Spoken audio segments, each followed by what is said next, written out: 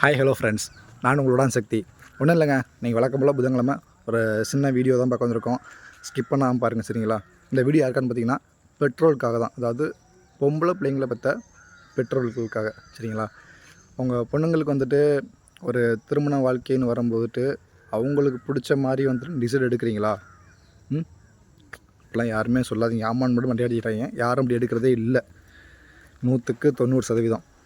So நீங்கள் எடுக்கிறது எப்படின்னா ரெண்டே விஷயம். ஒன்று, அந்த பொண்ணு வந்துட்டு யாராவது விரும்பி இருந்துச்சு அப்படின்னா அந்த பையனோட சேர்த்துக்கிறது யாரும் கிடையவே கிடையாது. அதெல்லாம் ரேர் தான். அதை விட்டு ஆப்போசிட்டாக அவசர அவசரமாக கல்யாணம் பண்ணுறது, இல்லை அப்படின்னா அப்பா உடம்பு சரியில்லாமல் போயிட்டார், அம்மா உடம்பு சரியில்லாமல் போயிட்டாங்க, அதனால வந்து பொண்ணுக்கு வயசாகிட்டே போகுது, கல்யாணம் வச்சுருவோம் அப்படின்னு பார்க்குறது. ஸோ இந்த மாதிரி கேட்டகரி தான் அதிகமாக போய்கிட்டு இருக்குது, சரிங்களா? அது அடுத்த விஷயம். முதல்ல உங்கள் பொண்ணு வந்துட்டு யாராவது விரும்புகிறாங்களான்னு கேட்டு பாருங்கள், உட்காரிச்சு பேசுங்க, சரிங்களா? விரும்புனாங்க அப்படின்னா அந்த பையன் நல்லவனான்னு மட்டும் பாருங்கள், கேஸ்ட் எதுவும் பார்க்கவே பார்க்காதீங்க. இந்த பையன் நல்லவனாக இருக்கானா, உங்கள் பொண்ணு வச்சு நல்லா காப்பாற்றுவானா அப்படின்னு மட்டும் பாருங்கள். உங்கள் பொண்ணு லைஃப் நல்லாயிருக்கும். நல்லவன் இல்லாட்டினா அடுத்து உங்களை கன்வின்ஸ் பண்ணி பேசுகிறது அது உங்களோட விருப்பம். அதை விட்டு கேஸ்ட்டுக்காகவோ இல்லை வந்துட்டு உங்களுக்கு ஏதாவது தோணியோ அந்த மாதிரிலாம் அது பண்ணாதீங்க, சரிங்களா? அவங்க லைஃப் அவங்க டிசைட் பண்ணி விடுங்க. இது ஒரு விஷயம். இன்னொரு விஷயம், நீங்கள் உங்கள் பொண்ணுக்கு ஒரு மாப்பிள்ளை பார்க்க போகும்போதுட்டு எல்லோரும் என்னென்ன பண்ணுற பேசிக் தப்பு அப்படி தெரியுமா? ஒரு பையனை பார்க்கும்போதுட்டு அவன் நல்லா படிச்சிருக்கானான்னு பார்க்குறீங்க, ஓகே. அந்த பையனுக்கு வந்து நல்லா சொத்து இருக்கா, வெல் செட்டில்டா, நல்ல வீடு, பெரிய வீடெலாம் இருக்குதா அப்படின்னு பார்க்குறீங்க, ஸோ ஓகே. நல்ல வேலை இருக்குதான்னு பார்க்குறீங்க, கை நிறைய காசு சம்பாதிக்கிறானா அதுவும் பார்க்குறீங்க, ஸோ ஓகே. முக்கியமாக மாமியார் மாமனார் இது பிரச்சனை இருக்குதா அப்படின்னு பார்க்குறீங்க, ஓகே. அதோட ரொம்ப முக்கியமான விஷயம், நாத்தனார் தொல்லை இருக்குதா அப்படின்னு பார்க்குறீங்க, சரிங்களா? அதுவும் ஓகே. இதெல்லாம் இல்லாமல் இருந்தால் தான் உங்கள் பொண்ணை கொடுப்பேன் அப்படிங்கிறீங்க, சரிங்களா? அது தப்புங்க. ஏன்னா எதுக்காக சொல்கிறேன்னா, இங்கே எல்லாருமே வந்துட்டு சம்பாரிச்சிட்டு வரப்போகிறதில்ல.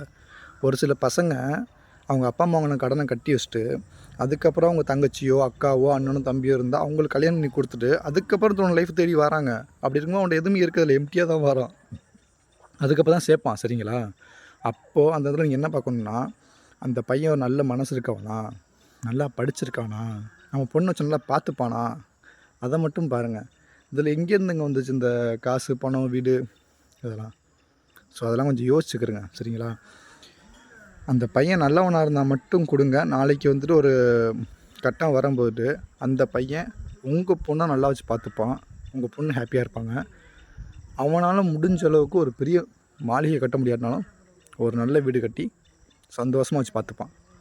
அதை விட்டுட்டு அதெல்லாம் கேட்க மாட்டேன், நான் பிடிச்ச மயிலுக்கு 3 கால் தான் அப்படிங்கிற மாதிரி நீங்களாக ஒரு பையனை பார்த்து நல்லா பணக்கார வீட்டு பையன் பேக்ரவுண்ட்லாம் அப்படி இப்படின்னு பார்த்துட்டு நீங்கள் பாட்டில் கல்யாணம் பண்ணி வச்சிட்டிங்கன்னு வைங்களேன், அந்த பையன் பெரிய குடிகாரனாக இருப்பான், அந்த பையன் பொம்பளை பொறிக்காக இருப்பான், அந்த பையன் நிறையா வந்துட்டு சீட்டு இருந்ததுன்னு ஏதாவது பந்தயம் அந்த மாதிரி நிறையா இதர்கள் இருக்கலாம். எல்லா பசங்களையும் சொல்ல, ஒரு சில பேரை சொல்கிறேன் தப்பு பண்ணுறத.